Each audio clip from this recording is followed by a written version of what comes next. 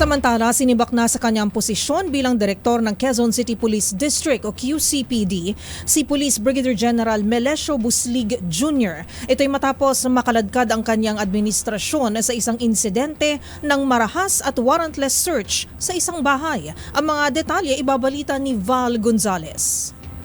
Kinumpirma ng pamunuan ng Quezon City Police District na nirelieve na bilang direktor ng QCPD si Police Brigadier General Melesio Buslig Jr.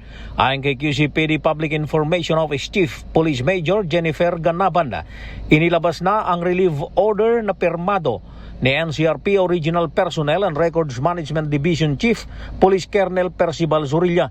Nakasaad sa memorandum na epektibo pa mula kahapon Abril 21 ang pagtanggal sa pwesto kay Brigadier General Buslig. Bagamat hindi direktang tinukoy, pero isa sa posibleng dahilan ay ang command responsibility. Ito'y matapos maaresto ang isang police QCPD na sangkot sa isang viral na video na nagpapakita ng pang-aabuso, harassment at pagpasok sa isang bahay ng walang warrant. Lasing ang nabanggit na police staff sergeant na naaresto na rin ng QCPD. Pansamantalang uupo si Police Colonel Randy Glenn Silvio, ang Deputy District Director for Administration bilang officer in charge ng Quezon City Police District.